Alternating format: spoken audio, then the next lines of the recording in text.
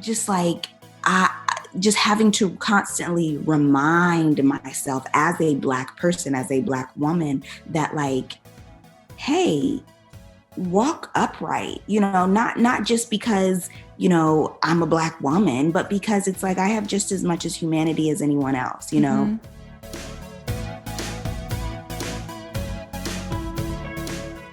Hi, folks. I am here with Astrid Hacker, and I listened to her vlog, Here to Edify, where she was talking about edifying people of color, using God's word, and even other people within the community.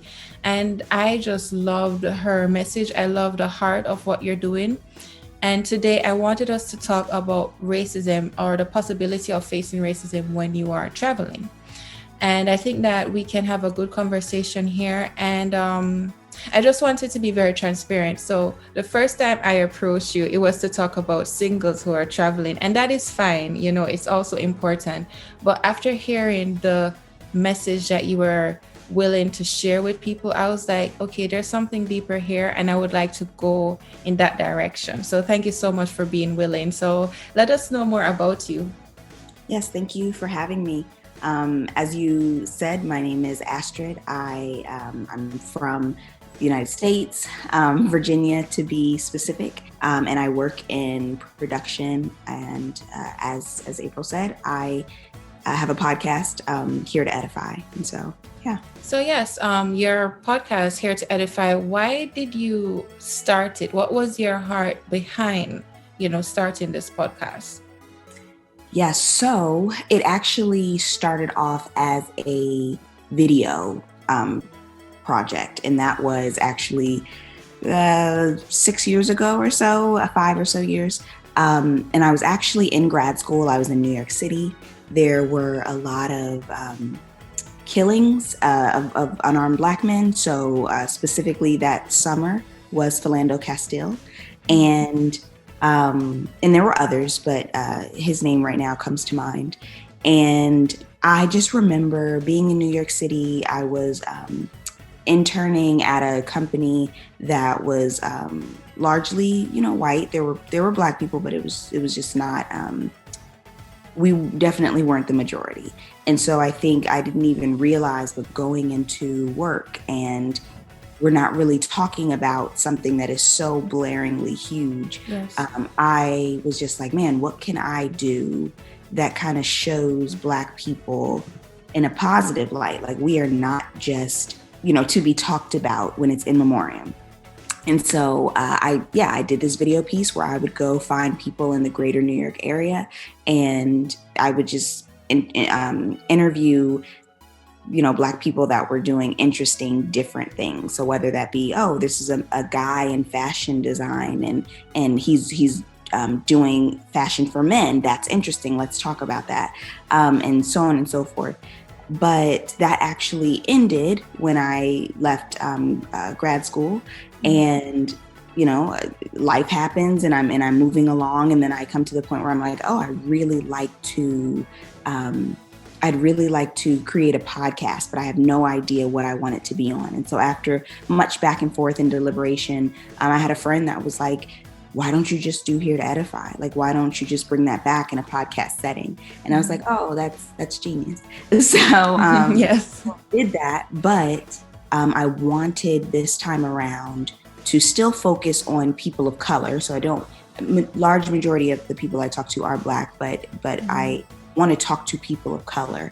And I, from that time, when it was a video piece, have grown spiritually. And so I decided that I didn't want to just randomly like, people of color are doing cool things. Like, no, I want God to be in the center. And my heart behind it now is kind of like to show that people of color, they know the word of God. Like, we are not running to white culture to understand better. And there are people out there that are doing ministry in their respective fields. And they may not call it ministry. It may not look like traditional ministry, but, there's an actor over here that is, going into this thinking about how can I serve God. There is a business owner over here that's like, I want to, an entrepreneur that's like, how can I serve God, and so on and so forth. And sometimes it's topical. Sometimes we're talking about friendship, like my most recent episode, and then other times we are specifically talking about the field that an individual is in. And that's kind of my hopefully not too long spiel about what Here to Edify is. No, I like it. I really love what you said, because for me recently, I have been thinking about the fact that, wow, there has been a lot of negativity regarding, Black people of color. And there are things we need to be aware of, but it can make you feel so down, so depressed sometimes, and feeling negative. But then I'm like, so what about the good things that Black people are doing? What about how we're contributing to society? Because we have a lot of strengths just like anyone else. So I love your heart regarding that. I remember the interview you did about this guy who had his business, and when he had just started, he contributed some of his expertise to people for free, Mm-hmm. And then I do remember your recent episode where you're talking about relationships and how we can actually have healthy relationships with those around us. So it's all good. It's not just about racism exists. It's important, However, it's also shining a light, as you said, on the good things that people are doing. So I love it. I applaud it. Thank you. Yeah, I appreciate it. I think it's really important to know that, yes, that is an important issue to many, Black people, many, people of color, but obviously Black people specifically. But there's so many other things that we are talking about, so many other conversations we're having as well.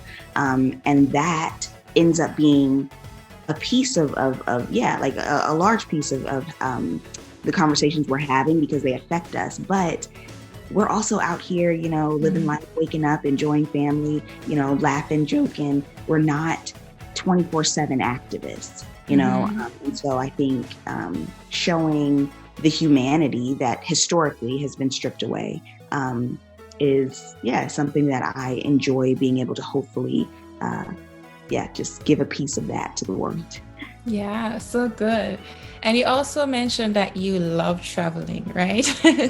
Yeah, and I wanted to ask if while you were traveling, have you ever encountered, anything that was racist or made you wonder, oh, did that happen because I am Black, So I do love traveling, as you said. I think that is one of the most important things that we can do if we're given, the opportunity. So in regard to any racist encounters, so I was thinking about this question, and I'm really thinking on, what are some instances? And I actually have not necessarily had any racist encounters. I think my experiences thus far are interesting. And so the only thing I can think of that, again, was not a racist encounter, but it was interesting and made me think, how do you view Black people, was I was in Paris, France, and there was an older white woman, super sweet. Her and her son were out eating, and my friends and I were out eating, and we ended up kind of having a conversation with them.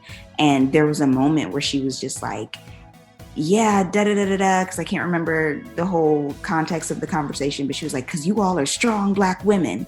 Mm-hmm. And I kind of just like giggled to myself, because again, like I said, we are not 24/7 revolutionaries. Like, I'm not walking around here, with my fist up and I'm a strong Black woman. And so I found that kind of just funny and interesting, because I really wondered, like, does that speak to your perception of Black people? Are you saying something that you think we want to hear? And how are you seeing Black people portrayed, whether it be, through film or just, maybe on the news and television, or how are you hearing us being spoken about, that makes you think like, this is how I should like approach them. This is how I compliment them. Like, you are, you're a strong Black woman. And so, like I said, it wasn't a racist encounter, but it was definitely an encounter where it felt very much so like someone that awkwardly was fumbling through a group of people that she maybe does not often come in contact with. And so trying to figure out like, how do I talk to them? And it's like, girl, we are people, like you talk to us regular, you're not going to see, the white girl, you're a strong white one, you can communicate with us in the same way that you would anyone else.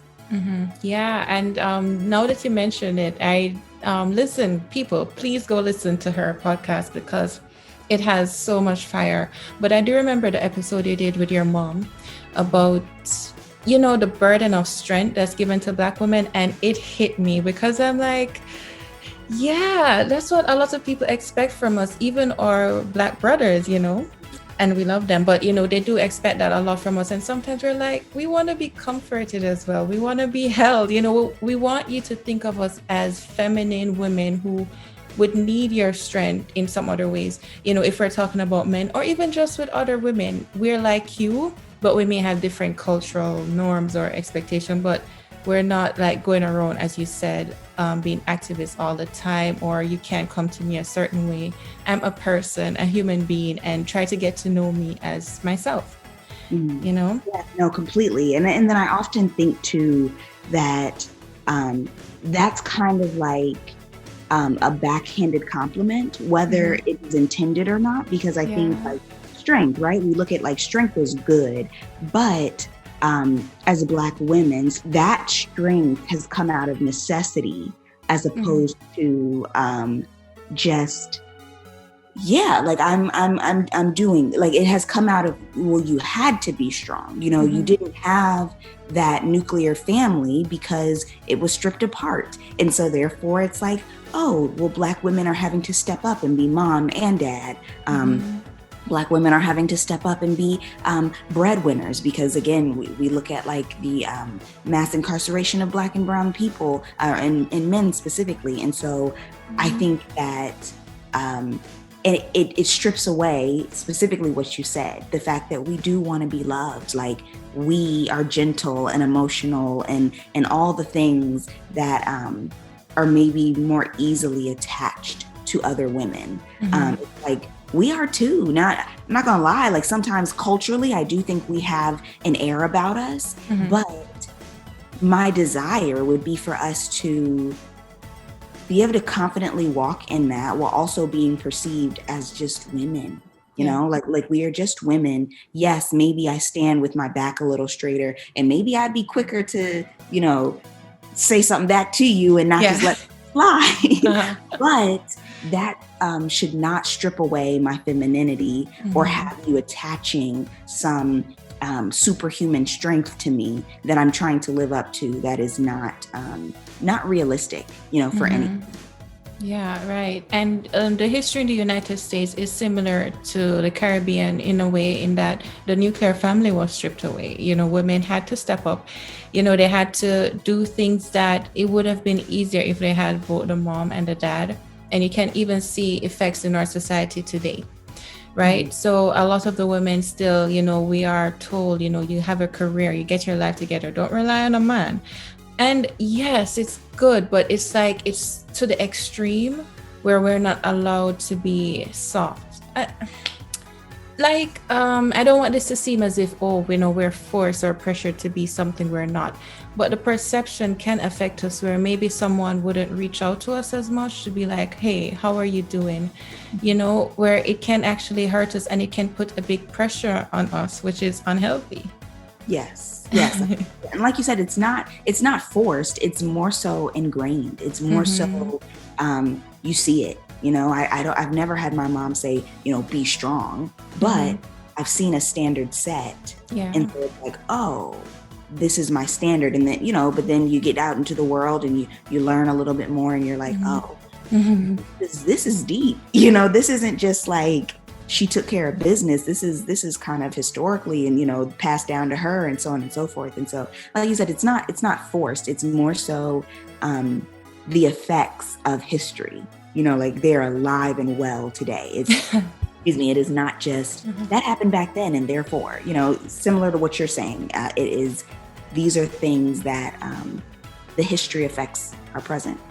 It does, and we need to address it. And I just want to go back to even facing racism. I have here in Spain, and I wanted to address it because I realized that it is a perception that is put upon you, where people will think that you are more prone to be a thief, if you go beside them. So I have to protect my back.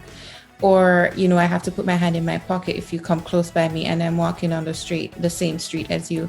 Or I have to watch out for you. But I don't know why. It's like, first of all, I just want to say that racism is an issue of the heart. And if someone has decided that they will see you in this way because of what they have learned, or because, it's taught. It's taught. But if they've decided that that is something they're going to embrace, then they will. Because I've met beautiful people who have loved on me in a foreign country because they know you're away from home. In Spain, Spanish people, I've met some beautiful people. And then I've encountered some, not so beautiful people. I didn't want to say it, but hey, it's like the heart characteristics. And what I realize, it's based on the perception that they have probably gotten about Black people. I don't know. And I'm not trying to be the one to correct it, right now or at all. But I'm saying that as a human being, I'm affected by that because I can see that the perception that you have towards me is wrong, and you act out in a certain way, which is very negative because it's disproportionate, because you wouldn't act that way to someone else, but you feel as if you have to me, and you do not know me. I understand the need to be cautious with people who you're not familiar with, like strangers. But when you get to the point where you feel as if you have to act towards me because I'm Black in a certain way, then that is wrong.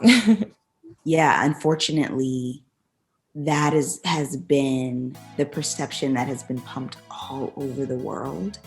And so I think that we have like a bad rep because, it is what people see in shows, what people see when, if there are, protests, like you're seeing, like, look at these people, and so we have been painted in a light of these people are less than, these people are rowdy, these people are honestly just lies, Yeah. And it is heartbreaking that that we are not seen as just the humans that we are, Yeah.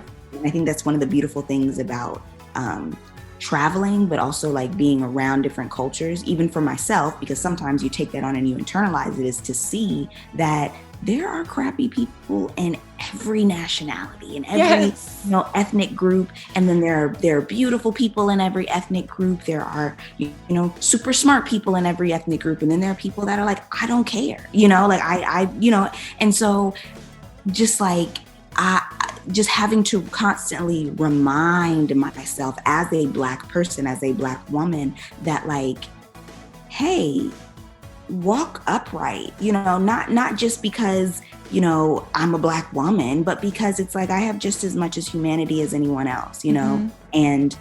and these prejudices, they're misplaced. Yes. And it's like, it's sad, but even in 2021, we are having to go across the world, in a way, preaching, whether it be in our the way we move, or literally, with our mouth, just being like, no, Mm-hmm.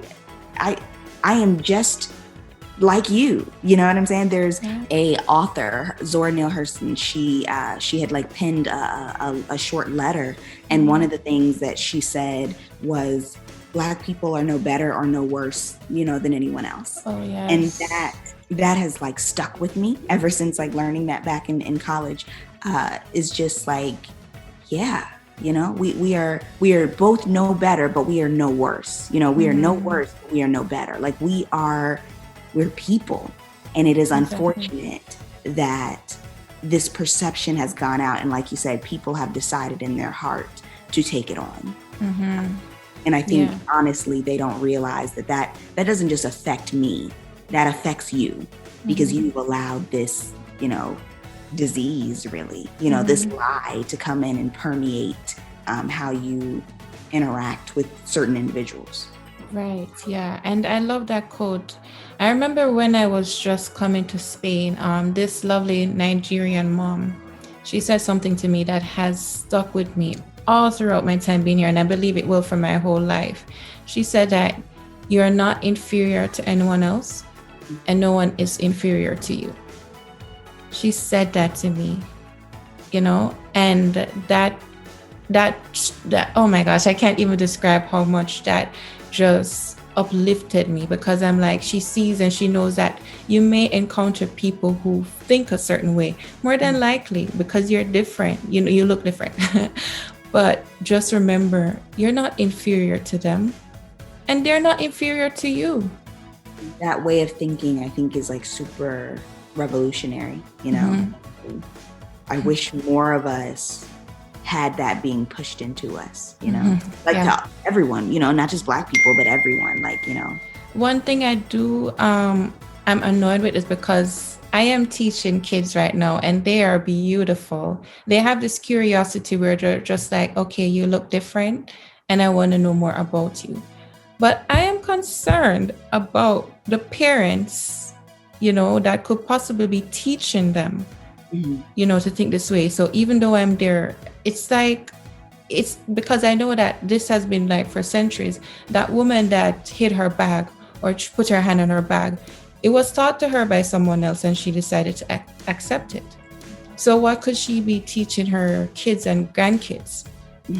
And I know that we have decisions to make. So I'm proud of these children that one time this boy, he's in high school and he drew this cartoon or something like that, this drawing. And he was like, a Black person is equal to a white person. We were talking about history and the history of slavery came up and he drew that. And I'm like, okay, they can decide to not accept it. So that's beautiful. But at the same time, it's not easy if you're hearing people around you saying, oh, you should be cautious around a Black person. Yeah. So it's like, it's a fight that, I don't know, it will take more than one person, I believe.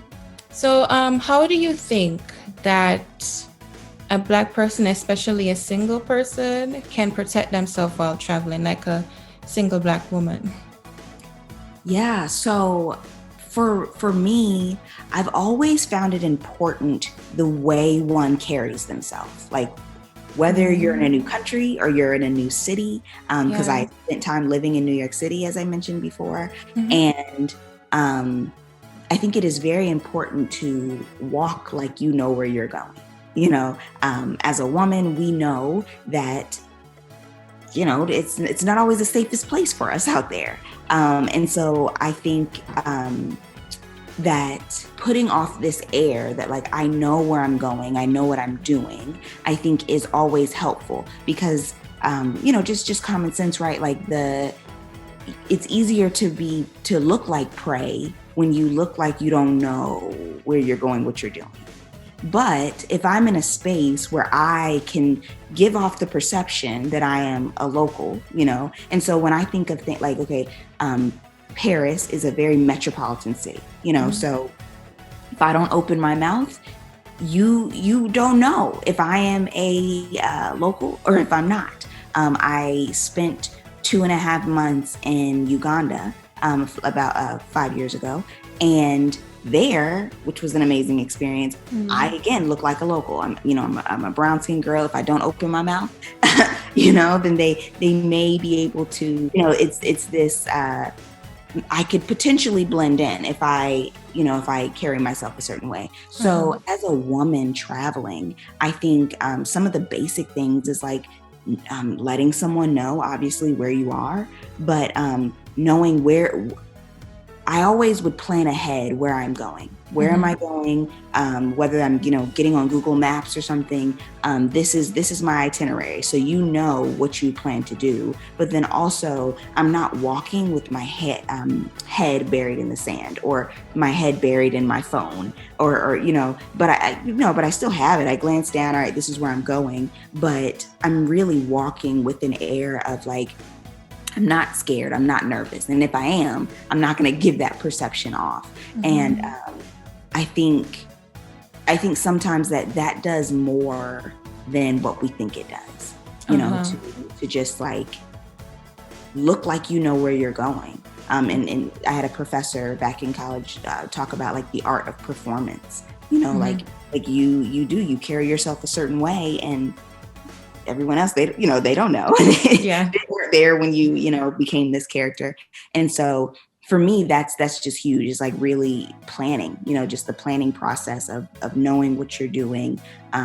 No, you can't plan for every outcome. But what you can do is let someone know this is where I'm going, this is what I'm doing. But then you yourself have a game plan for how things are going to go. I think anywhere you are, night is never, a great time to just be out doing whatever.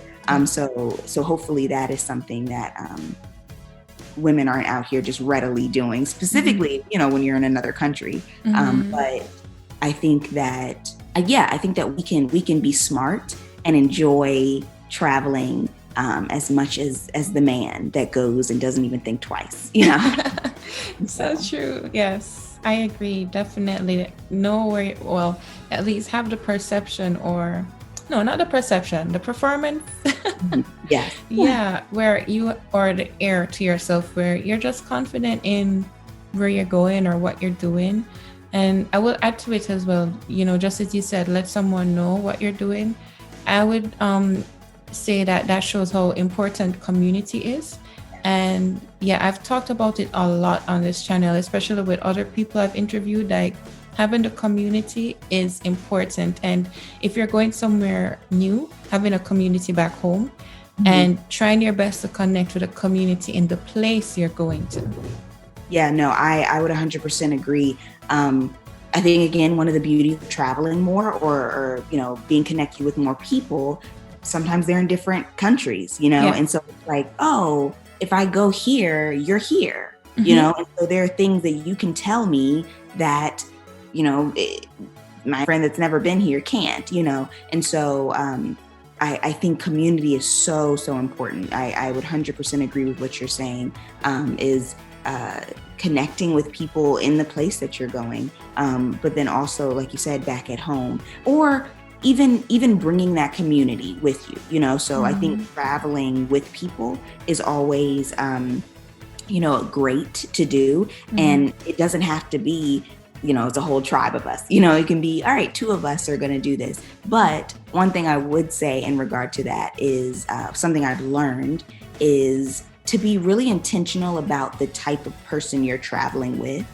Because I took a trip so that trip to Paris, I went with about 5 girlfriends. And so one, I kind of laughed because I had a few friends that were like, when you said you were going with all girls, I was like, just that how we are looked at sometimes. It's like, oh, all you girls are going to go and you think you'll be okay.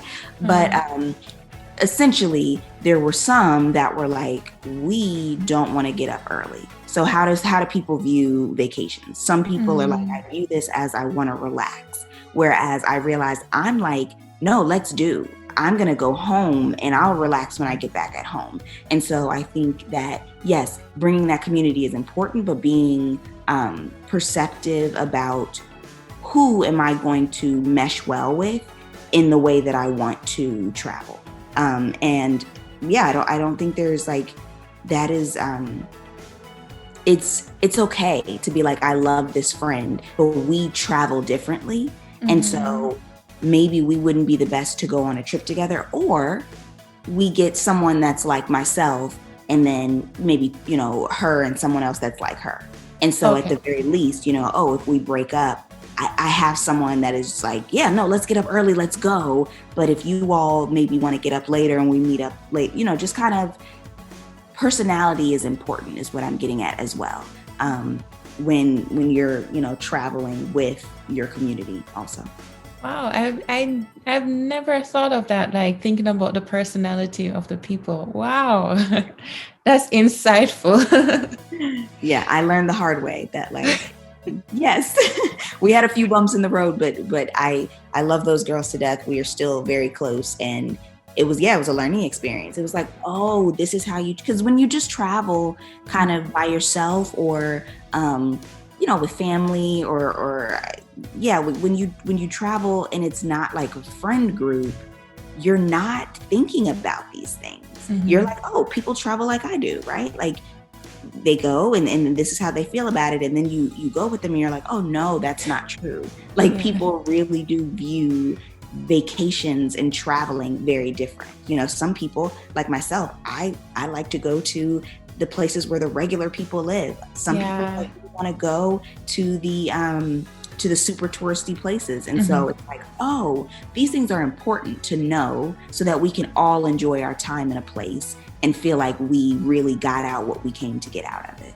Yeah, I definitely agree. And as you said, it's not that you're not going to be friends anymore. You're just being intentional about at that time, depending on what you desire to get out of the experience, who would be the best person to match up with or best people. Mm-hmm. Yes, completely. Yeah, really good.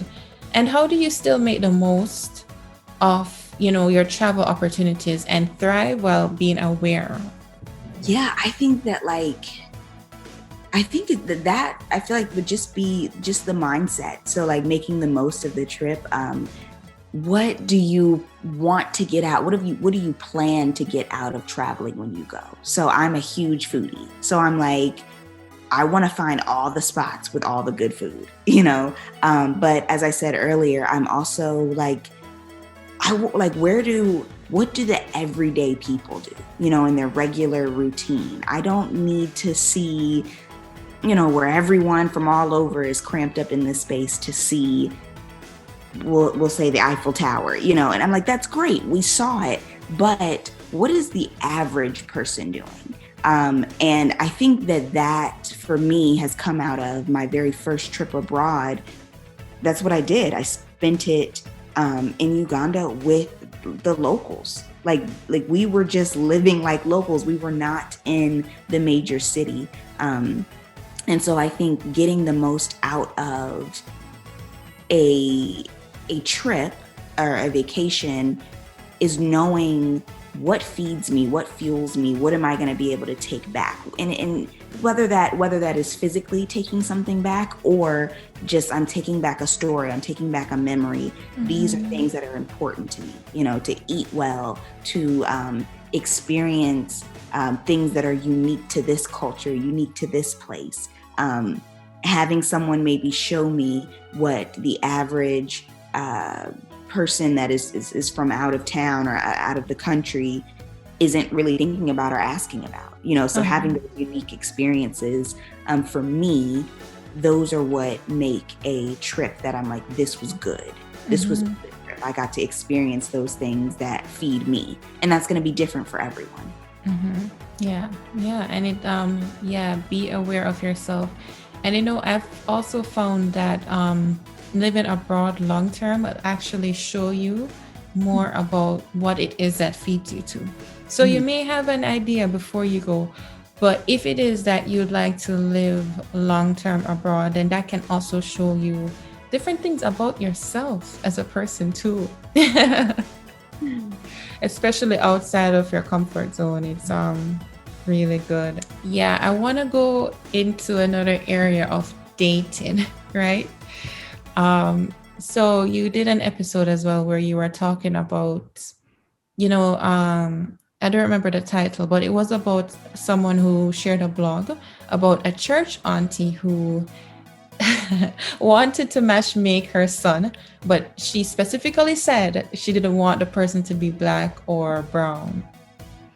Now, we are aware of this, that there are some people that do not want to date outside their race or more people who are of color.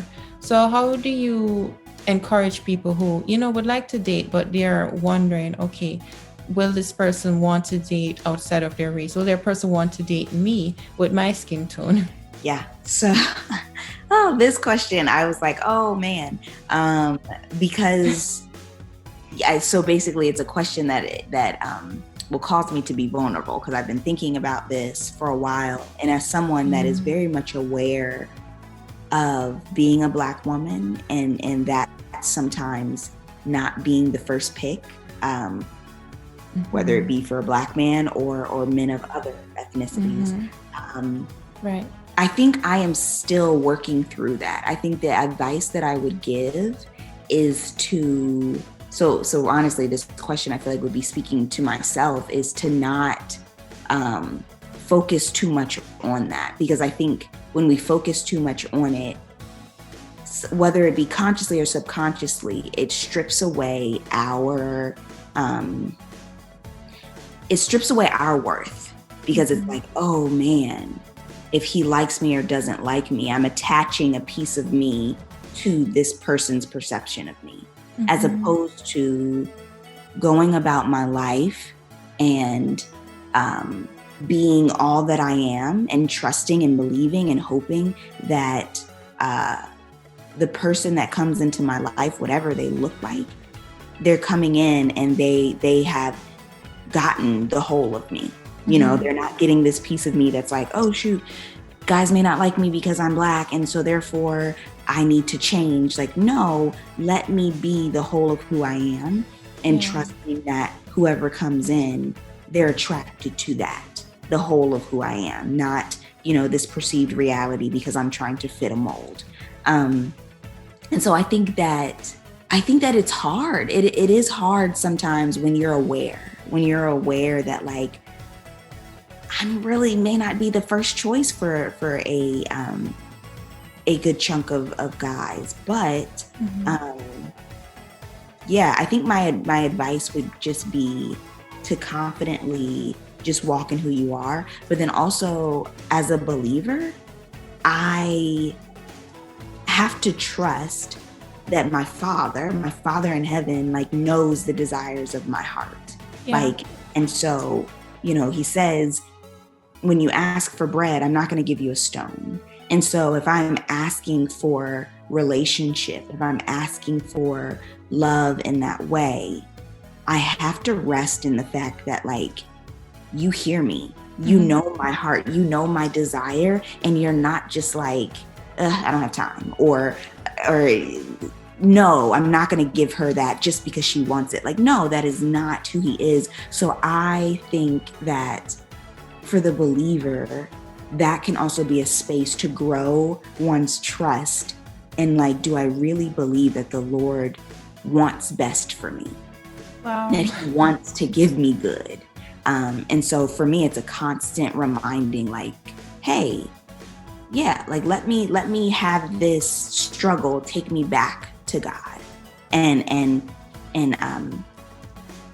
just let me have it ask me, do I love him? Do I trust him? Do I trust that he loves me, and is really wanting to give me good? And maybe I don't have that thing now because it's not what I need just yet, because he also says that I will not withhold any good thing from you. And so if I don't have it, maybe right in this moment, it's not good, but we don't know what's happening tomorrow. We don't know what's happening later today. We don't know what's happening a year from now. And so I think that my advice would be, it is an exercise in how much do I trust God, and allowing the rest to flow from that.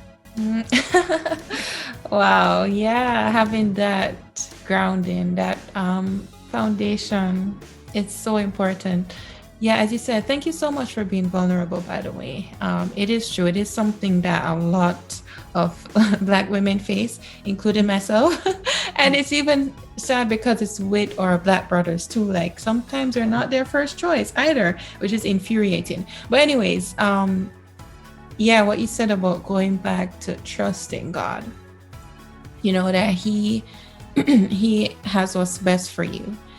And you know what I think of? Like, we have so many gifts, just like other women too, but we have our gifts. And it'll be nice to see the men that do appreciate what we have. Yeah. You know, like some of them will miss it. And well, they missed it. But the ones that decided, no, I see her as a gift, I see her as favor, and I'm going to do my best to try to obtain that. Well, he got his gift because he saw something else that the other men did not. They decided they did not want to see because they were looking on the outside. Yes. You know? And I think that is why it is so important that we not change and shift ourselves, you know, because this may be a reality.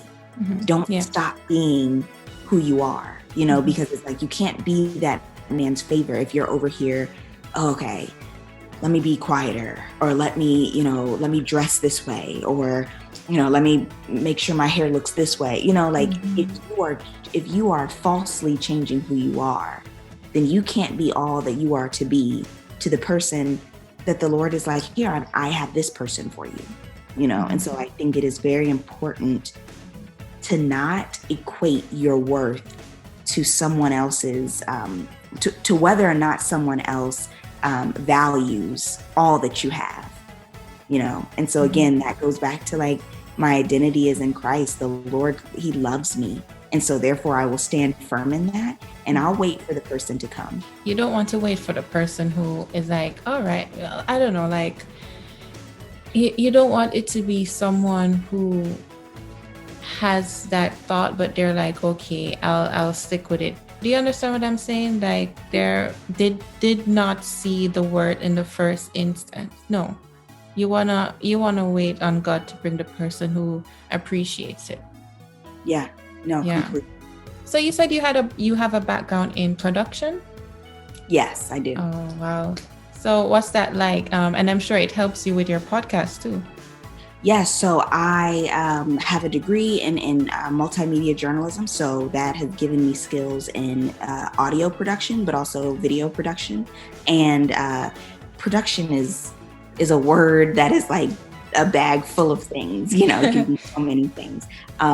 But essentially, yeah, being able to bring all the pieces together. So I have I've been the person that holds the camera. I've been the person that is doing audio. And so, yeah, these are things that do help me with my podcast, because it's like, oh, okay, I know how to edit because I've had to do it over here. Or I know what sounds good, what makes a story, you know, having listened to like beautifully done audio stories, but also having that video experience, being able to, okay, if I'm bringing this over and people can't see, what are things that are going to catch their ear that I wouldn't have to think about if this was a video, because their eyes, you know, are catching it all. So, yeah.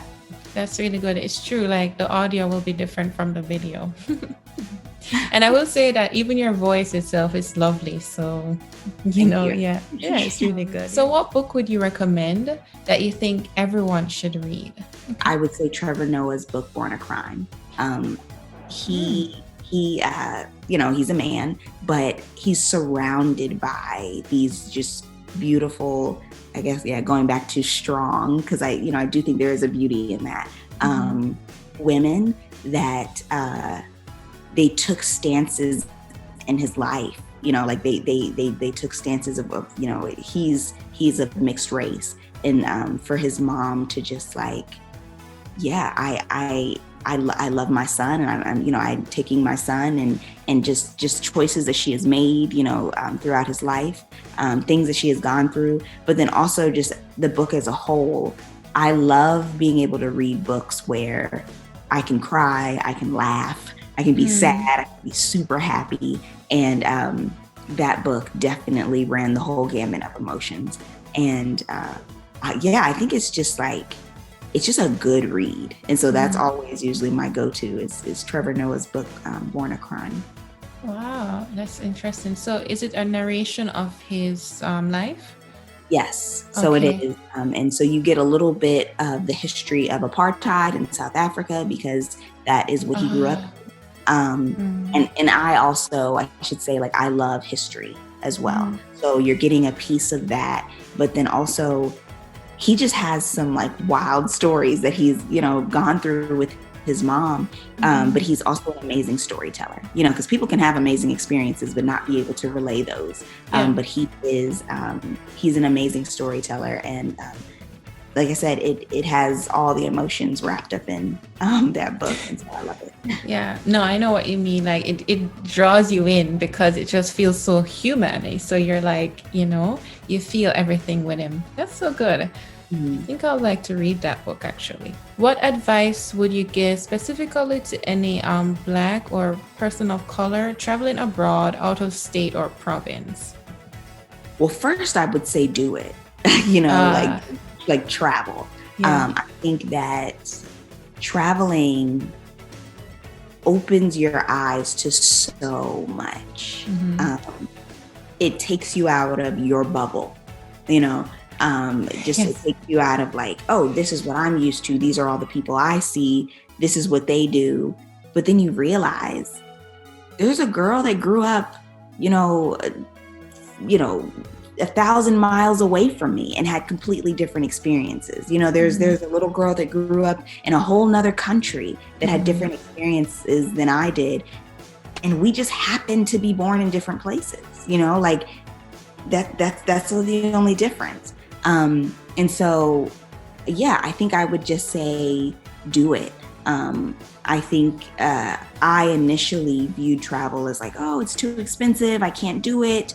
But then you realize it's not. It's not that crazy expensive. Well, you can plan your trip where it's not. Okay. Where Yeah. it's not crazy expensive. A friend of mine introduced me to the fact that you can kind of like sporadically, here, I'm just going to find inexpensive plane tickets and maybe not choose where I'm going to go, but allow that to choose where I go. So that's an option, or Mhm. if it's like, hey, I want to specifically go to this place, well then, hey, create a travel budget, like that is part of, I feel like what feeds us in life is like that new experience. And so creating a budget to say, this is where I want to go. And so every paycheck, and the same way that I pay bills, I'm just going to, put some away for this very important learning experience, because it Mhm. may be a vacation, but it's a learning experience. And so, yeah, my advice overall would be do it, and don't Yeah. let all of the, well, what if, like, don't let that stop you, because Mhm. once you have traveled, and I like that you said whether it be, just outside of your state or province or to another country, once you've done it, it's like, oh, it's not as bad or as hard as I thought it would be, Yeah. and so just taking that first step to do it is super important. Yeah, I agree with you. And I can relate in thinking that it would be impossible because of the cost. And even for certain countries, like there are different things that you'll need, like maybe a visa, or so you have to budget for that and the time. Yeah. And just other things, but it's still not impossible. You just have to think about the different, details or things that you need in order to do it. But as you said, do it. It's an excellent experience. And even if it's short term or long term, it will definitely, build so much within you. You have things to learn. And I also want to say that I understand that people have negative experiences. I've had some, and I've known other people that have had some really bad experiences which hurt them.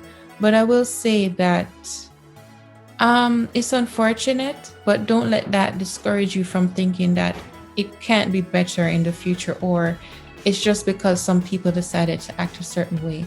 So be mindful of the fact that you can't control everything, but don't be afraid to go out and try and do your best. And as Christians, we like, do your best, God will do the rest, and just trust that whatever you are gaining from it will be good for you, even if it's like you're learning from the negative experience. Yeah, I Mhm. agree that even those negative experiences you can learn from. But I think too, you make sure that it doesn't get the best of you when you don't allow that to like dictate, oh, I'm not going to travel again because this person, like, I'm not going to let you have that power over my life, you know? And so, yeah, I think that it's like, that's one thing you keep doing because every place is different. You know, again, you realize that there will be great people and people that are not so great everywhere you go. But I often like to say, if the sum of my experiences, it's the good is what I'm thinking of more than what I'm thinking of the bad, well, then I count it as good, you know, and I take that with me. And it's like, yeah, these things may have happened, but overall, this was an amazing experience. And I won't let those little things really dictate how I remember, you know, this experience. So. Yeah, really, truly. Don't let it dictate how you feel. You know, try your best not to. But if you could describe travel in one word, what would it be and why? My one word would be liberating. Because as I spoke before, there are things, and you even mentioned, there are things that you learn about yourself when you are in a different country, when you are experiencing things that may very well feel like inconveniences, you know, like when you get out and you travel somewhere else, it's like you learn so much about yourself. It's like, oh, I can do this thing, you know, like I don't have to have this amenity, that amenity to enjoy myself. And so, yeah, I think it's just really freeing, liberating, because you're learning so much about yourself, but then also the world around you. And it shrinks the world. You just realize that we are humans. We are all you know, we're using the bathroom, we're going to work, you know, we're stressing out, we're having fun with family. Yeah. And you know, that may look different in cultures and context, but it's still the same thing. You know, the backdrop is different, but the heart of it is the same. And so you really just see, oh, we're just people out here trying to live our lives, you know. Doing life, you know, yes. People doing life is true. And I really like that, liberating. Even when you said the word, I could feel like this. I don't know. It's a good word. I like it. So how may we connect with you? Because we'd love to hear more. Yes, definitely. So me personally, my personal page for Instagram, that's where I am most active, is Astrid, my name, Astrid, Michelle. So Michelle, but with a Y, Mychell. And for my podcast, that is Here to Edify. So HEAR to Edify. And both of those are my personal Instagram handle and my podcast Instagram handle. And like I said, I'm responsive on those. That's what I'm on most of the time. And yeah, that's where you get a piece of who I am. Yeah. And I like how you put that word together, that like pun, here to edify, because it's like you're hearing to edify. I like it. Okay. Well, Astrid, as your podcast says, edifying, I believe that this video was edifying and we got into some deep things, but I appreciate that. But at the same time, we were able to talk about the positive, talk about the learning and how we can be better than that. And yeah, it was really good. So thank you so much for coming here, being willing to share and just having this conversation, which I believe is important. Yeah, thank you for having me. Thank you for having the conversation as well. This has been good and I appreciate it. Yeah, you're welcome, and your experiences as well. So thank you so much for listening, everyone. I look forward to seeing you soon. Have a great day. Bye.